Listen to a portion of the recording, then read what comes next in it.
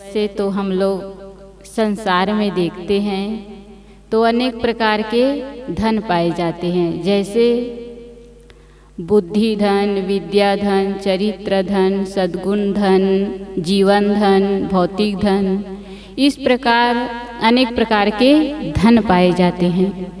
परंतु उस सबसे श्रेष्ठ धन है वह है मानव जीवन धन।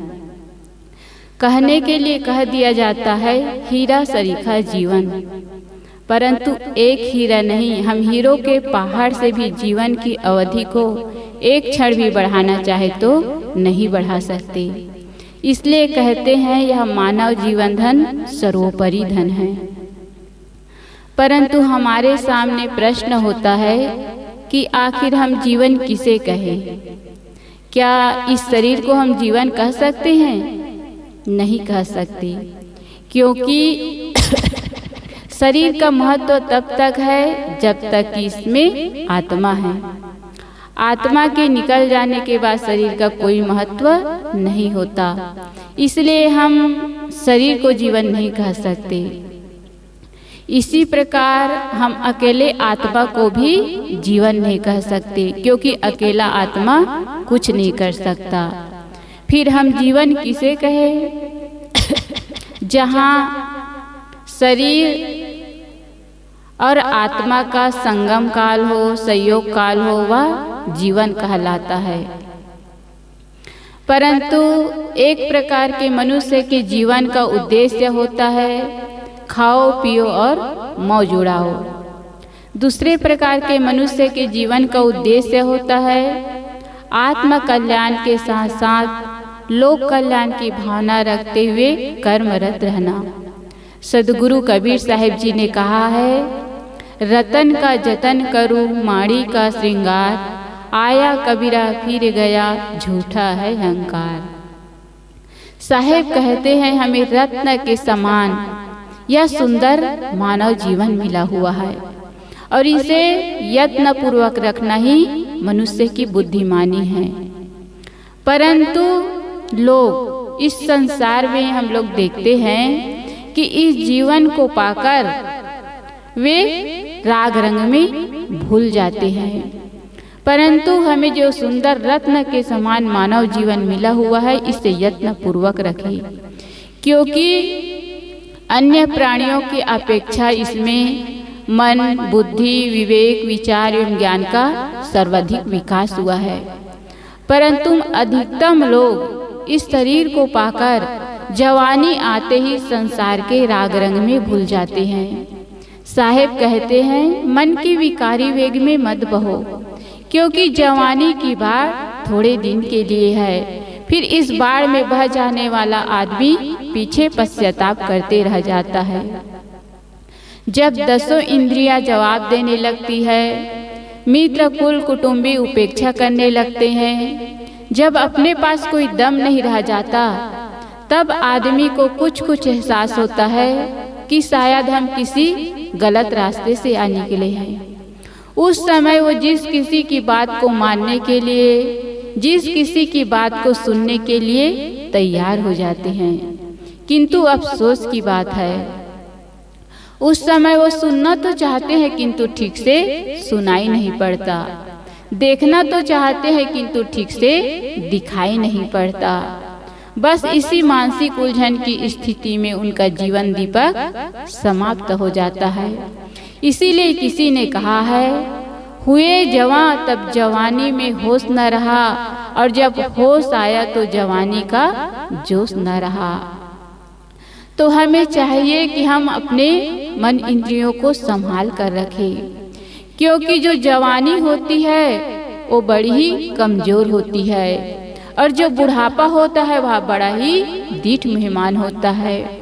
यह जवानी तो कब आती है और चली जाती है पता भी नहीं चलता, किंतु बुढ़ापा आता तो है किंतु जाता नहीं है, और जाता भी है तो अपने साथ लेके जाता है, अर्थात बुढ़ापे के बाद मृत्यु निश्चित है। इसलिए हमें चाहिए हम जवानी में अपने मन इंद्रियों को संभाल कर रखें। एक बार एक बूढ़ा व्यक्ति कमर झुकाकर, नजरें झुकाकर, गर्दन झुकाकर जा रहा था। कुछ बच्चे वहीं तीर कमान लेकर खेल रहे थे। वह बूढ़ा व्यक्ति झुककर जा रहा था। सामने कुछ मनचले जवान बैठे थे। उन्होंने उस बूढ़े बाबा को देखा तो उसका अच्छा खासा मजाक उड़ाया। उन्होंने उस बूढ़े बाबा से कहा कि बाबा, आपका क्या चीज खो गया है जिसे आप ढूंढ रहे हैं? और बाबा, आपने तीर कमान कितने में खरीदा है? क्योंकि जब कमर झुक जाती है और लाठी पकड़ के चलते हैं तो ऐसा लगता है मानो तीर कमान हो। तो उन मनचले जवानों ने उस बूढ़े बाबा का अच्छा खासा मजाक उड़ाया, परंतु वह बूढ़ा बाबा शांत रहा। थोड़ी देर बाद उस बूढ़े बाबा ने उन मनचले जवानों से कहा कि हाँ बेटा, मेरी कुछ चीज खो गई है, मैं उसे ही झुक झुक कर ढूंढ रहा हूँ। तो उन जवानों ने कहा कि बाबा, जो चीज खो गई हो क्या चीज है? तब उस बूढ़े बाबा ने कहा कि बेटा, मेरी जवानी खो गई है, मैं उसे ही झुक झुक कर ढूंढ रहा हूँ कि वह कहाँ चली गई। और बेटा, मैं तुमसे भी कहता हूँ, इसे संभाल कर रखना। यह बड़ी ही अल्पजीवी है, पलक झपकते ही खो जाती है। यह बड़ी ही मनमोहक है।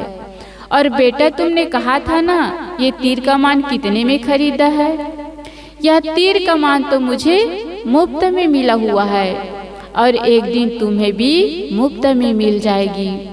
उस दिन मेरी बात याद आएगी, किंतु अफसोस की बात है उस समय तुम कुछ नहीं कर पाओगे। तो हमें चाहिए, हम किसी बूढ़े व्यक्ति को देखें तो उसकी हंसी उड़ाने की भूल ना करें। हो सके तो उनके अनुभव का लाभ ले ले, क्योंकि जो बूढ़े व्यक्ति होते हैं वो हर समय एक शाश्वत उपदेश देते हैं। ऐसा उपदेश इस संसार में और कोई दूसरा देने वाला नहीं है, क्योंकि बूढ़े व्यक्ति के कांपते हुए हाथ कहते हैं कि अरे भैया, जो सेवा का काम करना है उसे आज ही कर लो, कल नहीं कर पाओगे। और उस बूढ़े व्यक्ति के लड़खड़ाते हुए पैर कहते हैं, यदि सत्संग में जाना है, अपने गुरुद्वारे में जाना है, गुरु दरबार में जाना है तो आज ही चले जाओ, कल नहीं जा पाओगे। और उस बूढ़े व्यक्ति का मुरझाया हुआ चेहरा कहता है, जो फूल सुबह खिलता है उसे शाम को मुरझाना ही पड़ता है। और उस बूढ़े व्यक्ति के दंत विहीन फोफले मुंह कहते हैं, जीवन में कभी कठोर मत बनना, वरना समय से पहले उखाड़ दिए जाओगे। और उस बूढ़े व्यक्ति के धंसे हुए आंखें कहते हैं, जिसे देखना है, जिसे जानना है, उस आत्मा को आज ही जान लो, आज ही समझ लो। तो जो बूढ़े व्यक्ति होते हैं हर समय एक शाश्वत उपदेश देते हैं। इसलिए हमें चाहिए हम किसी की हंसी न उड़ाए, किंतु उनके अनुभव का लाभ ले ले। इसीलिए किसी ने जीवन का कितना बढ़िया चित्रण किया है। 10 को दौड़ो, 20 को बालो, 30 के तीखे, 40 को चोखे, 50 को पाको, 60 को थाको, 70 को सूतो, 80 को भूलो, 90 के नंगो और 100 को भागो ही भागो। अर्थात जो 10 वर्ष का बच्चा होता है वह बड़ा ही चंचल होता है, वही 20 वर्ष में पहुंचकर बावला हो जाता है और 30 में पहुंचकर तीखा हो जाता है, 40 में पहुंचकर वह फीका पड़ जाता है और 50 में पहुंचकर परिपक्व हो जाता है, 60 में पहुंचकर रिटायरिंग एज शुरू होते ही थकान महसूस होने लगती है, 70 में वह बिस्तर पकड़ लेता है और 80 में लस्सी के सहारे जीता है, 90 में पहुंचता है तो कपड़े की सुध बुध नहीं रहती और 100 वर्ष का हुआ तो समझो इस संसार से भागो ही भागो। फिर भी मनुष्य अपने आप को नहीं संभाल पाता। क्यों? क्योंकि वह अपने आप को संसार के राग रंग में चटक मटक में भूल जाता है। इसीलिए किसी ने कहा है, चटक मटक में दुनिया रीझे, राग रंग में नारी, भाव भक्ति में साधो रिझे तीनों निपट अनाड़ी। संसार के राग रंग क्षणिक है, माड़ी का श्रृंगार है। जिस प्रकार कपड़ा में माड़ी चढ़ा होता है तो वह चिकना होता है, परंतु धुल जाने के बाद उसका खुदरापन प्रकट हो जाता है। यही दशा मंडी या बाजार की भी होती है।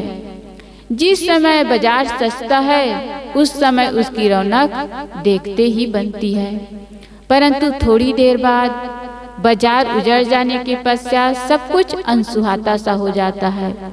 इसी प्रकार जवानी की चमक दमक, मित्रों का मिलना, मान प्रतिष्ठा, अधिकार, शासन, स्वामित्व सब कुछ क्षणिक है, माड़ी का श्रृंगार है। फिर भी मनुष्य इसी में भूला रहता है। मनुष्य अपने जीवन का मूल्य न समझकर ही वह अपने आप को दीनहीन मानकर दुखी होता है। एक बार एक व्यक्ति महात्मा जी के पास गया और महात्मा जी से कहा कि महात्मा जी, मैं गरीब हूँ, मैं निर्धन हूँ, मेरा दुख कैसे दूर हो, मैं कैसे धनी बनूं। तब महात्मा जी ने कहा कि अच्छा, तुम्हें कोई 1 करोड़ रुपए दिए जाए और बदले में तुम्हारा दोनों आंखें या दोनों हाथ काट कर लेना चाहे तो क्या तुम दोगे? उस व्यक्ति ने कहा नहीं। तब महात्मा ने फिर कहा, अच्छा, तुम्हें कोई संपूर्ण विश्व का साम्राज्य दिया जाए और बदले में तुम्हारा दिल या कलेजा काट कर लेना चाहे तो क्या तुम दोगे? उस व्यक्ति ने कहा, वह साम्राज्य ही किस काम का जिससे मेरा जीवन ही नष्ट हो जाए। तब महात्मा ने कहा, अब तुम स्वयं विचार करो, तुम्हारे शरीर एवं शरीर के अंग कितने कीमती हैं। तुम्हें इतना अनमोल धन मिला हुआ है और इसे पाकर तुम दुखी हो। तुम मानव हो, मानव संतान हो। अपनी सार्थकता को समझो और अपना लक्ष्य पूरा करो। वैसे तो हम इस संसार में देखते हैं, इस मानव जीवन को धारण करने वाले अरबों नर नारी है, परंतु जिनकी विक्षिप्त बुद्धि है, जो अर्ध एवं पूर्ण पागल है, उसका मानव जीवन पाना सार्थक नहीं है। इसी प्रकार जो शरीर मन इंद्रियों से सबल होते हुए जो अनाचारी हैं, दुराचारी हैं, अनेक प्रकार के व्यसन करने वाले हैं, उनका मानव जीवन पाना भी सार्थक नहीं है। क्योंकि जो अनेक प्रकार के व्यसन हैं, बीड़ी, सिगरेट, शराब, ये सब क्या है, हमारे जीवन को अंधकारपूर्ण बनाने वाले हैं। यदि हमें अपने जीवन से, अपने परिवार वालों से प्यार है तो हमें चाहिए हम नशा से सदा दूर रहे। क्योंकि जो शराब होते हैं ना, वो शराब आदमी से शुरू में कहते हैं, तुम मुझे सिर्फ एक बार बस पियो, सिर्फ एक बार, फिर तो मैं तुम्हें जिंदगी भर पीती रहूंगी। और होता भी यही है। आदमी शुरू शराब पीने लगता है, फिर जब उसकी लत लग जाती है, आदत पड़ जाती है, फिर उसके बगैर वह रह नहीं पाता। इसलिए जो शराब है वो व्यक्ति से कहते हैं, तुम मुझे सिर्फ एक बार बस पियो, सिर्फ एक बार, फिर तो मैं तुम्हें जिंदगी भर पीती रहूंगी। एक बार की बात है, एक व्यक्ति गलत संगति में पड़ गया। वह शराबियों के साथ उठने बैठने से वह एक दिन शराबी हो गया। एक दिन वह शराब पिया और शराब पी के अपने घर की तरफ चलने लगा। वह सड़क जा रहा था और सड़क के किनारे नाली थी। कहते हैं जो नशा में होते हैं उनका दशा और दिशा दोनों खराब होते हैं। तो जो शराबी था वह नाली में गिर जाता है, और नाली तो नाली है, वह कुत्ता और सुअर का एयर कूल्ड रेस्ट हाउस। तो जो शराबी था वह नाली में पड़ा हुआ था। उसी समय कुत्ता और वहाँ सुअर आ जाते हैं। वे दोनों उस शराबी को देख के बहुत खुश हो जाते हैं और दोनों सोचने लगते हैं कि धन्य हमारे भाग्य जो हमारे घर ऐसे महान अतिथि पधारे हुए हैं। अब हमें चाहिए कि हम इसका अच्छा से अच्छा स्वागत करें, और होता भी यही है। आप लोगों के घर में भी मेहमान आते हैं तो आप लोग भी सोचते हैं कि हमारे घर में मेहमान आए हैं तो इनका अच्छा से अच्छा स्वागत करें। इसी तरह जो कुत्ता और सुअर था वो भी सोचता है कि हमें चाहिए इनका अच्छा से अच्छा स्वागत करें। अब जो सुअर था वो सोचता है कि इनका स्वागत कैसे करूं। तभी जो कुत्ता था वह अपना स्वागत कर देता है। पता है वह कुत्ता कैसे स्वागत करता है? 3 पांव धरती धरे, 1 पांव आकाश, बिन बादल बिन बिजली बरसे मूसलाधार। पता है आप लोगों को कुत्ता ने कैसे स्वागत किया? जो कुत्ता था वह शराबी के मुंह में क्या कर देता है? पेशाब कर देता है। पता है वह शराबी के मुंह में पेशाब क्यों करता है? वह कहता है, अरे धत तेरी की, जिस चीज को मैं नहीं पीता उसे तू पीता है तो ले इसे भी पी ले। और वो पेशाब को पीकर वो शराबी क्या कहता है? मधुरम मधुरम। इससे तो यही लगता है कि शायद शराब और पेशाब का स्वाद एक जैसा होता होगा। अब जो सुअर था वो सोचता है कि इसने तो स्वागत कर दिया, इसने तो जलपान करा दिया, अब चलो मैं इसे भोजन करा देता हूँ। इस तरह सोचकर जो सुअर था वह शराबी के ऊपर मल कर देता है और वह शराबी उसे खा लेता है। और खा के शराबी क्या कहता है? Thank you very much. ये दशा क्यों हुआ? नशा के कारण।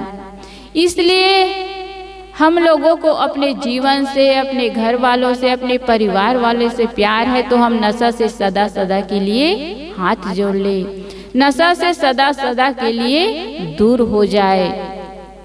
हम चाहते हैं इस संसार में शान से आए हैं और जब इस दुनिया से जाए तो शान से जाए।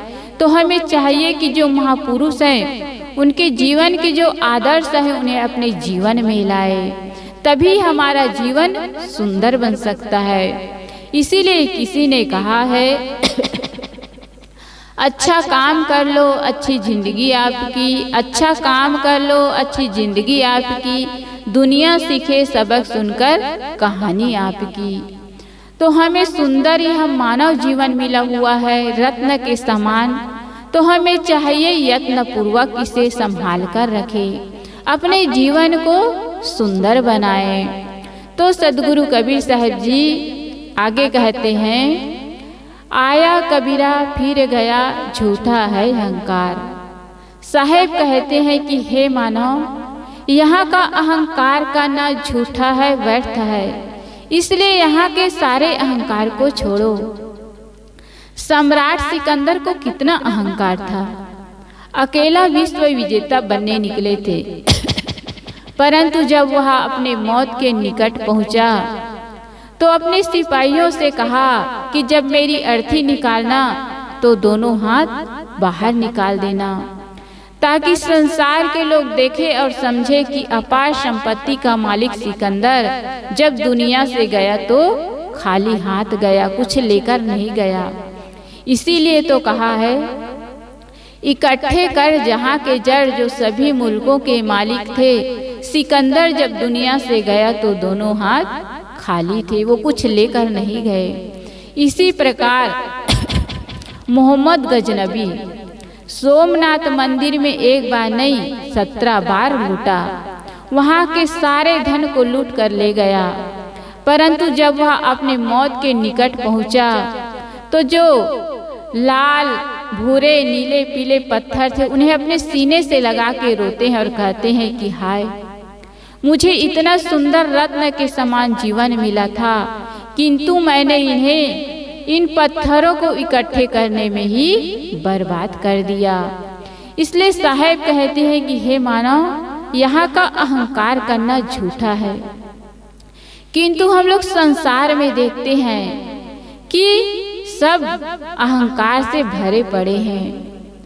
छोटा हो या बड़ा हो, अमीर हो या गरीब हो, अधिकारी हो या कर्मचारी हो, चाहे वह बच्चा हो या बूढ़ा हो, सबके अंदर अहंकार भरा हुआ है। सबको किसी ना किसी चीज का अहंकार होता है।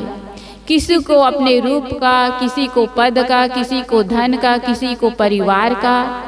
पता नहीं इस संसार में ऐसे कितने लोग हैं जिन्हें अनेक प्रकार के अहंकार भरे पड़े हैं। वे अनेक चीजों का अहंकार करते हैं, परंतु साहब कहते हैं कि संसार के प्राणी पदार्थों का अहंकार करना झूठा है, क्योंकि इसमें से कुछ भी हमारे साथ जाने वाला नहीं है। एक बार की बात है, जंगल से एक हाथी मदमस्त अपनी चाल में चले जा रहा था। वहीं एक मेढक था। मेढक ने हाथी को देखा तो वह सोचने लगा कि अरे, मैं भी हाथी जैसा होता तो कितना अच्छा होता, मदमस्त चाल में मैं भी चलता। जो मेढक था वो सोचता रहा। फिर वह क्या किया, एक साइकिल की दुकान पे गया और साइकिल वाले से कहा कि भैया मेरे पेट में हवा भर दो। तो साइकिल वाले ने कहा कि अरे, कैसी बात करते हो। तो उसने कहा कि नहीं भैया, मेरे पेट में हवा भरो। उनके बार बार कहने पर साइकिल वाले ने उनके पेट में हवा भरना शुरू किया। 2-4 पंप लगाया, फिर कहा बस हो गया। तो उसने कहा कि नहीं, और भरो। तो साइकिल वाले, स्टोर वाले ने कहा कि अरे भैया, इतना बहुत है। तो जो मेढक था वो कहने लगा कि अरे भैया, तुम तो जब तक मेरे पेट में हवा भरते रहो। कब तक? जब तक कि मैं हाथी इतना बड़ा ना हो जाऊं। मैं हाथी जैसा बनना चाहता हूँ, इसलिए तुम मेरे पेट में हवा भरते जाओ। तो जो स्टोर वाला, साइकिल वाला था, वो 2-4 पंप और लगाया और जो मेढक था उसका पेट फट गया और वह मर गया। तो हम सबको भी इसी तरह अहंकार होता है, धन का, पद का, परिवार का, और की चाहना में हम लगे रह जाते हैं और एक दिन मौत आती है और हम इस दुनिया से चले जाते हैं। तो हमें किसी चीज का अहंकार नहीं करना चाहिए, क्योंकि सब कुछ यही छूट जाने वाला है। इसलिए साहब कहते हैं कि हे मानव, यहाँ का अहंकार करना झूठा है, व्यर्थ है। इसलिए यहाँ के सारे अहंकार को छोड़ो। इसीलिए किसी ने कहा है, जिंदगी एक पथ है मंजिल की तरफ जाने का, जिंदगी एक गीत है मस्ती से सदा गाने का, मौत आराम से सो जाने की बदनामी है, जिंदगी नाम है तूफानों से टकराने का। हमारा जीवन खिले पुष्प के समान सुंदर हो, कोमल हो, या लोहे के समान कठोर न हो, अर्थात दूसरे के दिल को दुखाने वाला न हो। क्योंकि जिनके जीवन में दया, क्षमा, त्याग, प्रेम, परोपकार की भावना नहीं है, वह करोड़पति होते हुए भी महाक्रूर है। इसलिए हमें चाहिए कि विनम्र जीवन यापन के लिए हमारे जीवन में दया, क्षमा, त्याग, प्रेम, परोपकार की भावना होनी चाहिए। क्योंकि इस जीवन का कोई ठिकाना नहीं है। न जाने यह चिराग कब गुल हो जाए, न जाने यह सफर कब खत्म हो जाए। इसलिए हमें चाहिए हम अपने जीवन को संभाल कर रखें। यदि हमें अपने जीवन और धन में से चुनाव करना पड़े तो हम जीवन को चुनें, क्योंकि धन का आना भी बुरा है और जाना भी बुरा है, परंतु यह जीवन किसी भी अर्थ में बुरा नहीं है। देखो, जब लक्ष्मी आती है तो वो पहली लात सीने पे मारती है, फिर आदमी में इतना अकड़ हो जाता है, वह चलता तो जमीन में परंतु देखता आसमान को। जमीन में कौन है उसे दिखाई ही नहीं पड़ता, किंतु जब लक्ष्मी जाती है तो वह दूसरी लात पीठ पे मारती है। फिर आदमी इतना झुक जाता है वह सर उठाने लायक नहीं रहता। इसलिए लक्ष्मी का आना भी बुरा है और जाना भी बुरा है, परंतु यह जीवन किसी भी अर्थ में बुरा नहीं है।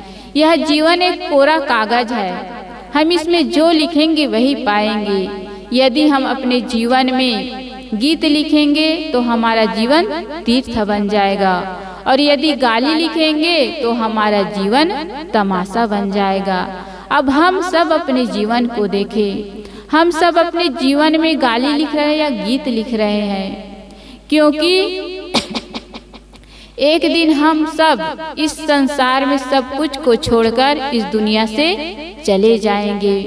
इसलिए हम अपने जीवन में ऐसे कर्म करें कि हमारे वियोग काल में लोग हमें याद करके करुणा भील हो जाए। जब हम इस दुनिया से जाए तो लोग कहे कि भैया यह व्यक्ति गया तो समझो हमारे गांव का खंभा उखड़ गया। हम ऐसे कर्म ना करें जब हम इस दुनिया से जाए तो लोग कहे कि भैया अच्छा हुआ यह व्यक्ति गया तो हमारे गांव का कांटा निकल गया। किंतु जब हम इस दुनिया से जाए तो लोग हमारे लिए आंसू बहाए। इसीलिए किसी ने कहा है, जिंदगी ऐसी बना जिंदा रहे दिल साध तू न हो दुनिया में तो दुनिया को आए याद तू। तो हम अपने जीवन को सुंदर बनाएं, अपने कर्मों को सुंदर बनाएं, ताकि हमारा जीवन सुखमय हो सके, सुंदर हो सके। तो हम अच्छा कर्म करें, हम जिनके साथ रहते हैं अच्छा व्यवहार करें, तभी हमारा जीवन सुंदर बन सकता है। क्योंकि यह जिंदगी एक कहानी है, यह जिंदगी एक पहेली है, और यह जिंदगी सुख और दुख की सहेली है। इस जिंदगी के पथ पे चलकर हमें अपने मंजिल तक पहुंचना होगा। इस जिंदगी में सुख और दुख का गीत गाना ही होगा। यह जिंदगी एक जंग है और यह जिंदगी एक युद्ध का मैदान है। इस युद्ध के मैदान में हमें लड़कर विजय पाना ही होगा। तो सदगुरु कबीर साहब जी ने कहा है, रतन का जतन करूं माणी का श्रृंगार, आया कबीरा फिर गया झूठा है अहंकार। साहेब कहते हैं हमें रत्न के समान जो सुंदर मानव जीवन मिला हुआ है, इसे यत्न पूर्वक रखे, संभाल कर रखे। क्योंकि हम लोग देखते हैं अन्य खाने को खाते पीते हैं, बाल बच्चा पैदा करते हैं और इसी में उनका जीवन समाप्त हो जाता है। यदि हम भी इतना करें, खाए पिए बाल बच्चा पैदा करें और इसी में हमारा जीवन समाप्त हो जाए, तो हम में और उनमें कोई अंतर नहीं रह जाएगा। मानव जीवन की सार्थकता तब है जब वह अपने आत्म कल्याण एवं लोक कल्याण का काम करे, तभी यह मानव जीवन पाना सार्थक होगा। इसीलिए किसी ने कहा है, साज उसी का है जो उसे बजाना जानता है, गीत उसी का है जो उसे गाना जानता है, परमात्मा उसी का है जो उसे पाना जानता है, और जीवन धन्य उसी का है जो उसे जीना जानता है। तो यह हमारा मानव जीवन एक सुंदर अवसर मिला हुआ है श्रेष्ठ करने के लिए, श्रेष्ठ पाने के लिए एवं श्रेष्ठ बनने के लिए। तो हमें चाहिए हम अपने जीवन में अच्छा कर्म करें और अपने जीवन को सुंदर बनाएं। बस इन्हीं शब्दों के साथ मैं अपने वाणी को विराम करती हूँ। बोलिए।